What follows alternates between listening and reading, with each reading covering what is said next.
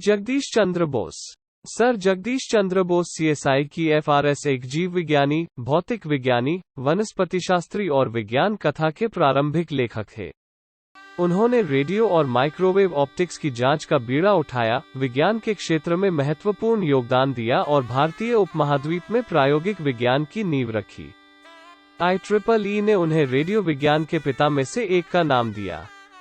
बोस को बंगाली विज्ञान कथाओं का जनक माना जाता है और उन्होंने पौधों की वृद्धि को मापने के लिए एक यंत्र क्रॉस्कोग्राफ का भी आविष्कार किया।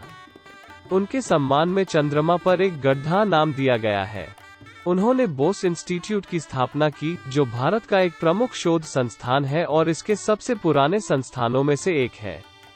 1917 में स्थापित, यह संस्थान एशिया का पहला अंतःविषय अनुसंधान केंद्र था।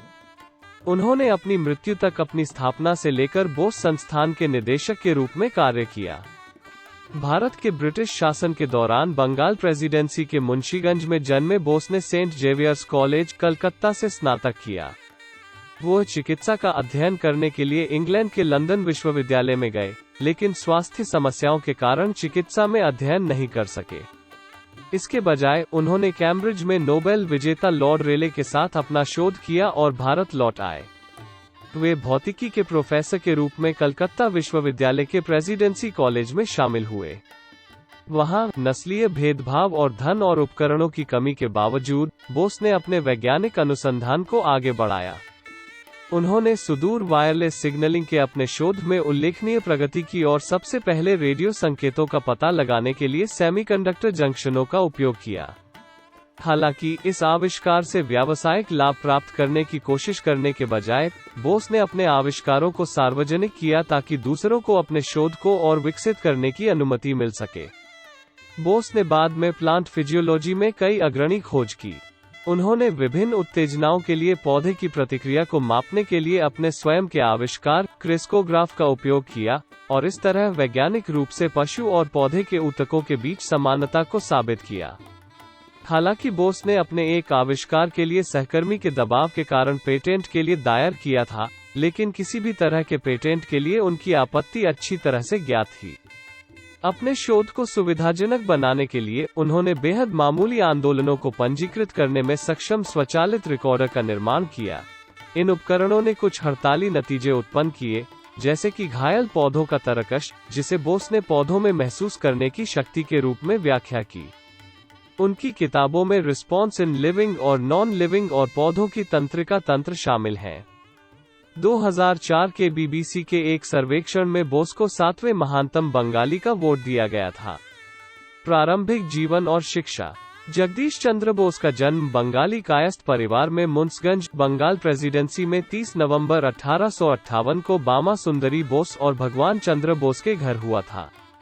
उनके पिता ब्राह्मण समाज के एक प्रमुख सदस्य थे और फरीदपुर, बर्धमान और अन्य स्थानों में डिप्टी मजिस्ट्रेट और सहायक आयुक्त के रूप में काम करते थे।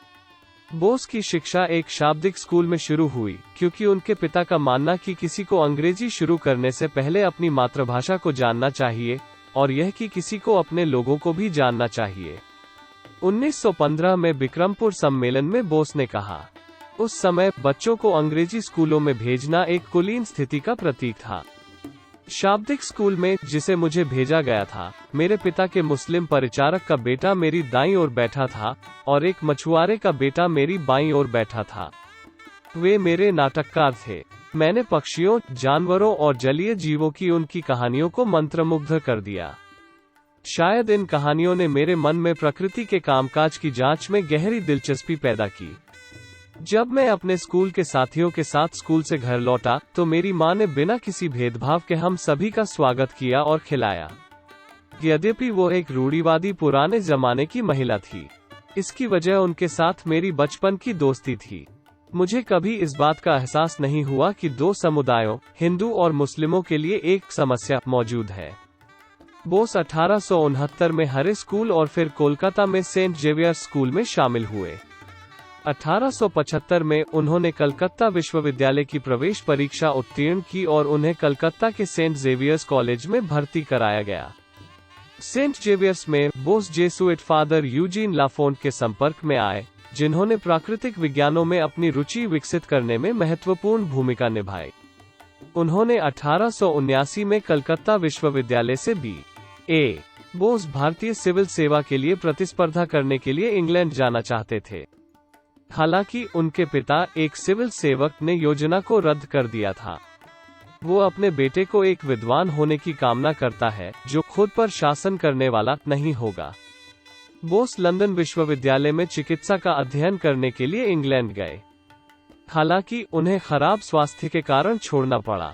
विच्छेदन के कमरे में गंध भी कहा जाता है कि उसकी बीमारी बढ़ गई है। आनंद मोहन बोस, उनके बहनोई और पहले भारतीय रैंगलर की सिफारिश के माध्यम से, उन्होंने प्राकृतिक विज्ञान का अध्ययन करने के लिए कैम्ब्रिज के क्राइस्ट कॉलेज में प्रवेश लिया। उन्होंने 1884 में यूनिवर्सिटी ऑफ लंदन से संबद्ध यूनिवर्सिटी कॉलेज लंदन से कैम्ब्रिज विश्वविद्यालय से B.A. फोस्टर, जेम्स देवर, फ्रांसिस डार्विन, फ्रांसिस बाल्फोर और सिडनी वाइन। जिस समय बोस कैम्ब्रिज में छात्र थे, उस समय प्रफुल्ल चंद्र रॉय एडिनबर्ग के छात्र थे। वे लंदन में मिले और अंतरंग मित्र बन गए। बाद में उनकी शादी प्रसिद्ध नारीवादी और सामाजिक कार्यकर्ता अबला बोस से हुई। बोस पर एक महत्वपूर्ण प्रभाव सिस्टर निवेदिता का था, जिन्होंने वित्तीय सहायता का आयोजन करके और उनकी पांडुलिपियों को संपादित करके उनका समर्थन किया। उसने यह सुनिश्चित किया कि बोस अपने काम को जारी रखने और साझा करने में सक्षम था। रेडियो अनुसंधान। स्कॉटिश सैद्धांतिक भौतिक विज्ञानी जेम्स क्लर्क मैक्सवेल ने गणितीय रूप से विविध तरंग दैर्ध्य के विद्युत चुंबकीय विकिरण के अस्तित्व की भविष्यवाणी की, लेकिन उनकी भविष्यवाणी प्रयोगात्मक रूप से सत्यापित होने से पहले 1879 में उनकी मृत्यु हो गई। 1886 और 1888 के बीच जर्मन भौतिक विज्ञानी हेनरिक हर्ट्ज ने विद्युत चुंबकत्व पर अपने प्रयोगों के परिणामों को प्रकाशित किया, जिसमें मुक्त स्थान में विद्युत चुंबकीय तरंगों के अस्तित्व को दिखाया गया था। इसके बाद ब्रिटिश भौतिक विज्ञानी ओलिवर लॉज, जिन्होंने इलेक्ट्रोमैग्नेटिज्म पर शोध कर रहे थे, ने अगस्त 1894 में हर्ट्जियन तरंगों की अर्ध ऑप्टिकल प्रकृति पर एक स्मारक व्याख्यान का आयोजन किया और प्रकाश और दृष्टि के लिए उनकी समानता का प्रदर्शन किया, जिसमें प्रतिबिंब और संचरण 50 मीटर तक की दूरी पर था। लॉज का काम पुस्तक रूप में प्रकाशित हुआ और भारत में बोस सहित विभिन्न देशों के वैज्ञानिकों का ध्यान आकर्षित किया। बोस के अनुवर्ती माइक्रोवेव अनुसंधान का पहला उल्लेखनीय पहलू यह था कि उन्होंने तरंगों को मिलीमीटर स्तर तक कम कर दिया। उन्होंने अपने प्रकाश जैसी गुणों का अध्ययन करने के लिए लंबी तरंगों के नुकसान का एहसास किया। नवंबर 1894 में कोलकाता के टाउन हॉल में सार्वजनिक प्रदर्शन के दौरान बोस ने बारूद को प्रज्वलित किया और मिलीमीटर रेंज तरंग दैर्ध्य माइक्रोवेव का उपयोग करके दूरी पर एक घंटी बजाई। Lieutenant governor sir William Mackenzie ने कोलकाता टाउन हॉल में बोस के प्रदर्शन को देखा। बोस ने एक बंगाली निबंध अदृश्य आलोक में लिखा, अदृश्य प्रकाश आसानी से ईंट की दीवारों, इमारतों आदि से गुजर सकता है, इसलिए तारों के मध्यस्थता के बिना इसके माध्यम से संदेश प्रेषित किया जा सकता है। बोस का पहला वैज्ञानिक पत्र डबल अपवर्तन क्रिस्टल द्वारा विद्युत किरणों के ध्रुवीकरण पर लॉज के कागज के एक साल के भीतर मई 1895 में एशियाटिक सोसाइटी ऑफ बंगाल को सूचित किया गया था। अक्टूबर 1895 में लॉर्ड रेले द्वारा लंदन के रॉयल सोसाइटी में उनके दूसरे पेपर का संचार किया गया। दिसंबर 1895 में लंदन पत्रिका इलेक्ट्रीशियन ने बोस का पेपर ऑन ए न्यू इलेक्ट्रोपोलरिस्कोप प्रकाशित किया। उस समय लॉज द्वारा गढ़ा गया शब्द कोहेरा का उपयोग अंग्रेजी बोलने वाली दुनिया में हर्ट्जियन वेव रिसीवर्स या डिटेक्टरों के लिए किया गया था। इलेक्ट्रीशियन ने बोस के सहकर्मी पर आसानी से टिप्पणी की। अंग्रेज ने इलेक्ट्रीशियन से उद्धृत किया और निम्नानुसार टिप्पणी की, प्रोफेसर बोस को अपने कोहेरक को पूर्ण और पेटेंट कराने में सफल होना चाहिए। हम समय समय पर हमारे प्रेसिडेंसी कॉलेज प्रयोगशाला में एक बंगाली वैज्ञानिक द्वारा काम कर रहे एक बंगाली वैज्ञानिक द्वारा क्रांतिकारी दुनिया भर में तत्प्रकाश की पूरी व्यवस्था देख सकते हैं। बोस ने अपने कोहेरक को सही करने की योजना बनाई, लेकिन इसे पेटेंट कराने के बारे में कभी नहीं सोचा। बोस 1896 में एक व्याख्यान दौरे पर लंदन गए और इटली के आविष्कारक गुग्लिमो मार्कोनी से मिले, जो एक साल से अधिक समय से रेडियो तरंग वायरलेस टेलीग्राफी प्रणाली विकसित कर रहे थे और इसे ब्रिटिश पोस्ट सेवा के लिए बाजार में लाने की कोशिश कर रहे थे। एक साक्षात्कार में बोस ने वाणिज्यिक टेलीग्राफी में अपनी उदासीनता व्यक्त की और सुझाव दिया कि अन्य लोग उनके शोध कार्य का उपयोग करें। 1899 में बोस ने रॉयल सोसाइटी, लंदन में प्रस्तुत एक पेपर में टेलीफोन डिटेक्टर के साथ लोहे पारा आयरन कोहेरर के विकास की घोषणा की। रेडियो विकास में जगह। रेडियो माइक्रोवेव ऑप्टिक्स में बोस का काम विशेष रूप से घटना की प्रकृति का अध्ययन करने की दिशा में था और यह रेडियो को संचार माध्यम में विकसित करने का प्रयास नहीं था।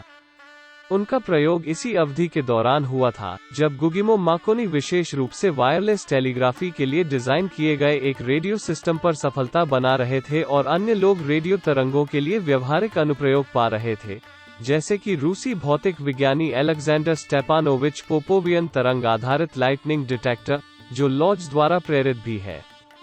प्रयोग। यद्यपि बोस का काम संचार से संबंधित नहीं था, लॉज और अन्य प्रयोगशाला प्रयोगकर्ताओं की तरह संभवतः रेडियो को संचार माध्यम के रूप में विकसित करने की कोशिश कर रहे अन्य आविष्कारकों पर प्रभाव था। बोस को अपने काम को पेटेंट कराने में कोई दिलचस्पी नहीं थी और उन्होंने अपने व्याख्यान में गैलेना क्रिस्टल डिटेक्टर के संचालन का खुलकर खुलासा किया। अमेरिका में एक दोस्त ने उसे अपने डिटेक्टर पर अमेरिकी पेटेंट लेने के लिए राजी किया, लेकिन उसने सक्रिय रूप से इसका पीछा नहीं किया और इसे चूकने दिया।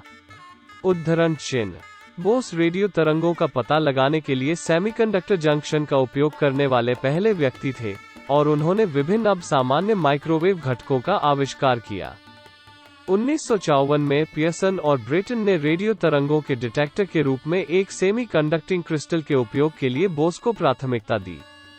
वास्तव में अगले 50 वर्षों के लिए मिलीमीटर तरंग दैर्घ्य पर आगे का काम लगभग न के बराबर था। 1897 में बोस ने लंदन में रॉयल इंस्टीट्यूशन को वर्णित किया। उनका शोध कोलकाता में मिलीमीटर वेवलेंथ में हुआ। उन्होंने वेवगाइड्स, हॉर्न एंटेना, ढांकता हुआ लेंस, विभिन्न पोलराइजर और यहां तक अर्धचालकों का उपयोग 60 हर्ट्ज तक उच्चतर आवृत्तियों पर किया। उनके मूल उपकरण अभी भी अस्तित्व में हैं, खासकर कोलकाता के बोस संस्थान में। अमेरिका के एरिजोना के NRAO 12 मीटर टेलीस्कोप पर उपयोग में लाया जाने वाला एक 1.3 मिलीमीटर मल्टी बीम रिसीवर अपने मूल 997 कागजात से अवधारणाओं को शामिल करता है। 1977 में ठोस राज्य इलेक्ट्रॉनिक्स में अपने योगदान के लिए नोबेल पुरस्कार विजेता सर नेविल मॉट ने टिप्पणी की, जेसी बोस अपने समय से कम 60 साल आगे थे। वास्तव में उन्होंने पी टाइप और एन टाइप सेमीकंडक्टर्स के अस्तित्व का अनुमान लगाया था। उद्धरण चिन्ह। पादप अनुसंधान। बोस ने अपने अधिकांश अध्ययनों का अध्ययन मीमोसा पुडिका और डेस्मोडियम गायरन पौधों पर किया। बायोफिजिक्स के क्षेत्र में उनका प्रमुख योगदान पौधों में विभिन्न उत्तेजनाओं के संचालन की विद्युत प्रकृति का प्रदर्शन था, जो पहले एक रासायनिक प्रकृति के थे। पौधों के हेलियोट्रोपिक आंदोलनों को समझने के लिए बोस ने एक टोरजियल रिकॉर्डर का आविष्कार किया। उन्होंने पाया कि सूरजमुखी के एक तरफ लगाया गया प्रकाश विपरीत दिशा में बढ़ने के कारण टर्बॉट को प्रभावित करता है। ये दावे बाद में प्रायोगिक तौर पर सिद्ध हुए। उन्होंने यह भी सबसे पहले संयंत्र के ऊतकों में माइक्रोवेव की कार्रवाई का अध्ययन करने के लिए और सेल झिल्ली क्षमता में इसी परिवर्तन था। उन्होंने पौधों पर मौसमी प्रभाव के तंत्र, पौधों की उत्तेजनाओं पर रासायनिक अवरोधकों के प्रभाव और तापमान के प्रभाव पर शोध किया। धातु थकान और कोशिका प्रतिक्रिया का अध्ययन। बोस ने पौधों में विभिन्न धातुओं और कार्बनिक ऊतक की थकान प्रतिक्रिया का तुलनात्मक अध्ययन किया। उन्होंने यांत्रिक, तापीय, रासायनिक और विद्युत उत्तेजनाओं के संयोजन के लिए धातुओं का अध्ययन किया और धातुओं और कोशिकाओं के बीच समानता का उल्लेख किया। बोस के प्रयोगों ने उत्तेजित कोशिकाओं और धातुओं दोनों में चक्रीय थकान की प्रतिक्रिया का प्रदर्शन किया, साथ ही साथ जीवित कोशिकाओं और धातुओं दोनों में कई प्रकार की उत्तेजनाओं के बीच एक विशिष्ट चक्रीय थकान और पुनर्प्राप्ति प्रतिक्रिया। बोस ने विद्युत उत्तेजनाओं के लिए पौधों की कोशिकाओं की एक विशेषता विद्युत प्रतिक्रिया वक्र, साथ ही साथ एनेस्थेटिक्स या जहर के साथ इलाज किए गए पौधों में इस प्रतिक्रिया की कमी और अंततः अनुपस्थिति का दस्तावेजीकरण किया। ऑक्सालिक एसिड के साथ इलाज किए गए जस्ता में प्रतिक्रिया भी अनुपस्थित थी। उन्होंने ठंडी धातु की तारों और कार्बनिक कोशिकाओं के बीच लोच में कमी के साथ साथ धातु की वसूली चक्र अवधि पर प्रभाव को भी देखा।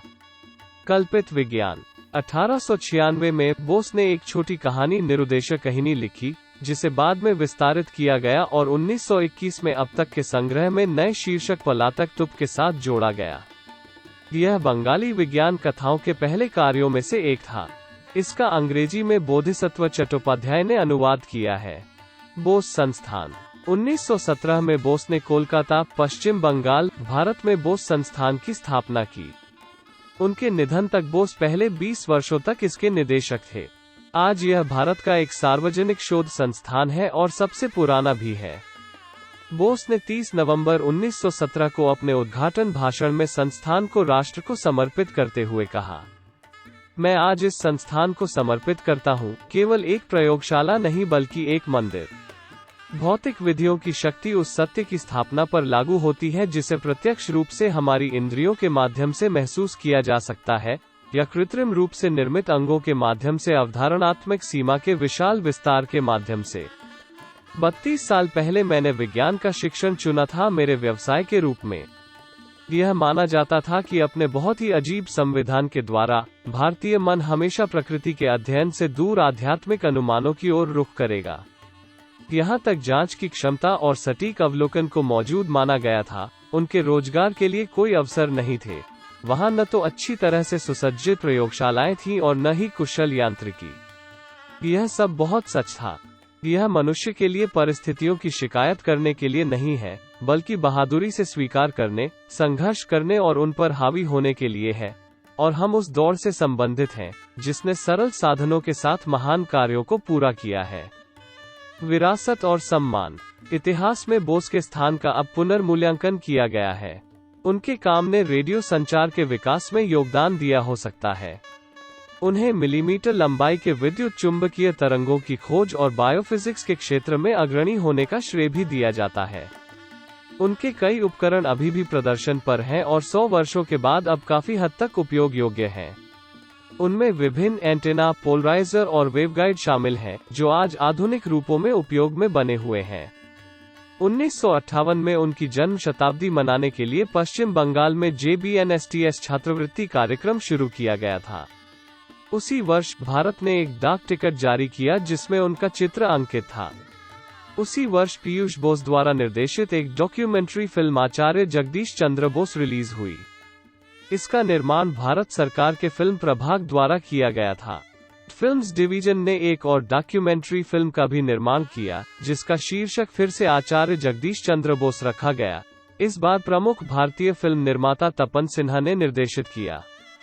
14 सितंबर 2012 को मिलीमीटर बैंड रेडियो में बोस के प्रयोगात्मक कार्य को इलेक्ट्रिकल और कंप्यूटर इंजीनियरिंग में IEEE मील का पत्थर के रूप में मान्यता दी गई थी, जो भारत में इस तरह की पहली मान्यता थी।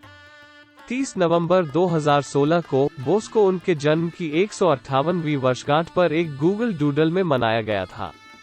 बैंक ऑफ इंग्लैंड ने एक प्रतिष्ठित वैज्ञानिक के साथ 50 UK पाउंड मुद्रा नोट को फिर से डिजाइन करने का निर्णय लिया है। भारतीय वैज्ञानिक सर जगदीश चंद्र बोस को वाईफाई तकनीक पर अपने अग्रणी काम के लिए उस नामांकन सूची में चित्रित किया गया है। JMC Bose university of science and technology YMCA ने उनके सम्मान में नामित किया। भारतीय साम्राज्य के आदेश का अनुपालन। The order of the star of India, night bachelor, royal society के फेलो, वियना विज्ञान अकादमी के सदस्य। 1928 1927 में भारतीय विज्ञान कांग्रेस के 14वें सत्र के अध्यक्ष। 1929 में finish society of sciences and letters के सदस्य। बौद्धिक सहयोग के लिए राष्ट्र संघ की समिति के सदस्य। भारत के राष्ट्रीय विज्ञान संस्थान के संस्थापक साथी। 25 जून 2009 को आचार्य जगदीश चंद्र बोस भारतीय वनस्पति उद्यान के रूप में उनके सम्मान में भारतीय वनस्पति उद्यान का नाम बदल दिया गया। 2004 में बोस को BBC के अब तक के सबसे महान बंगाली पोल में 7वें स्थान पर रखा गया था। प्रकाशनों। पत्रिकाएं। प्रकृति ने लगभग 27 पत्र प्रकाशित किए। बोस JC। इलेक्ट्रोलाइट के संपर्क में धातु में यांत्रिक गड़बड़ी के साथ इलेक्ट्रोमोटिव वेव पर। प्रोक। रॉय सोक। 70:273-294। डोई 10.1098 RSPL.1902.0029। Bose JC। Sur la représente électrique de la matière vivante et ennemie sommes une exception, dex procédé de Burson de la réponse de la matière vivante. Journal de Physique. 4/481-491. पुस्तकें। Living and non living में प्रतिक्रिया 1902। शारीरिक जांच के साधन के रूप में पौधे की प्रतिक्रिया 1906। तुलनात्मक विद्युत शरीर विज्ञान एक भौतिक शारीरिक अध्ययन 1907। पौधों की चिड़चिड़ापन पर शोध 1913। प्लांट्स में लाइफ मूवमेंट्स पहला प्रकाशित 1918, पुनर्मुद्रित 1985। पौधों में जीवन की गतिविधियां खंड 2 1919। 1923 के एसेंट के फिजियोलॉजी। प्रकाश संश्लेषण का शरीर विज्ञान 1924। पौधों का तंत्रिका तंत्र 1926। प्लांट ऑटोग्राफ और उनके खुलासे 1927। पौधों की वृद्धि और उष्णकटिबंधीय गतिविधियां 1929। पौधों का मोटर तंत्र 1928। अन्य J.C. Bose collected physical papers. New York N.Y. Longman Green and company 1927। अव्यक्ता 1922।